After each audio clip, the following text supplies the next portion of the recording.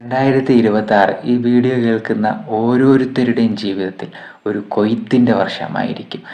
അത് പരിശുദ്ധാത്മാവിനാൽ സംഭവിക്കും. പരിശുദ്ധാത്മാവിനാലുള്ള വലിയ കൊയ്ത്ത് ഓരോരുത്തരുടെയും ജീവിതത്തിൽ ഉണ്ടാകാൻ പോവുകയാണ്. സങ്കീർത്തനങ്ങൾ 126-ന്റെ 6-ാം വാക്യം, വിത്ത് ചുമന്ന് കരഞ്ഞും കൊണ്ട് നടക്കുന്നു, കറ്റ ചുമന്ന് ആർപ്പോടെ മടങ്ങി വരുന്നു. കഴിഞ്ഞ നാളുകൾ കരഞ്ഞുകൊണ്ട് നടന്നിട്ടുണ്ടാകാം. ഒരുപാട് വിത്തുകൾ വിതച്ചിട്ടുണ്ടാകാം. ലോഹമായി വിതയ്ക്കുന്നു, ലോഹമായി കൊയ്യുന്നു, ധാരാളമായി വിതയ്ക്കുന്നു, ധാരാളമായി കൊയ്യുന്നു എന്നാണ് പറയുന്നത്. അപ്പോൾ കഴിഞ്ഞ നാളുകളിൽ ഒരുപാട് വിത്തുകൾ വിതച്ചവരായിരിക്കാം നാം ഓരോരുത്തരും. എന്നാൽ ധാരാളമായി നിങ്ങൾ വിതച്ചിട്ടുണ്ടെങ്കിൽ ധാരാളമായി കൊയ്യാൻ പോവുക, ഈ വർഷത്തെ കൊയ്യാൻ പോവുക. വിശ്വസിക്കുക.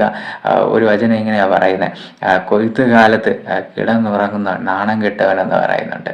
അപ്പോൾ പരിശുദ്ധാത്മാവിനാൽ ഈ വർഷം കൊയ്ത്തിൻ്റെ വർഷമാക്കി നമ്മോട് സംസാരിക്കുമ്പോൾ നാം കൊയ്ത്ത് കാലത്ത് കൂടുതൽ അധ്വാനിക്കുവാൻ, കഴിഞ്ഞ നാളുകൾ അധ്വാനിച്ചതിൻ്റെ നന്മകൾ പ്രാപിക്കുവാൻ ഒക്കെ ഒരുങ്ങുക, തയ്യാറാകുക. നിങ്ങളുടെ ആഗ്രഹങ്ങൾ എന്താണെങ്കിൽ ഈ നിമിഷം ദൈവത്തോട് നന്ദി പറയുക. ആ ആഗ്രഹം നിങ്ങൾ ഈ വർഷത്തിൽ തന്നെ നിങ്ങൾ നേടുക തന്നെ ചെയ്യും. ഈ വർഷത്തെ വാക്യമാണ്, വിത്ത് ചുമന്നും കരഞ്ഞും കൊണ്ട് നടക്കുന്നു, കറ്റ ചുമന്നും ആർപ്പോടെ മടങ്ങി വരുന്നു. ആ കറ്റ ചുമന്ന് ആർപ്പോടെ മടങ്ങി വരുന്ന വർഷമാണ് ഈ വർഷം.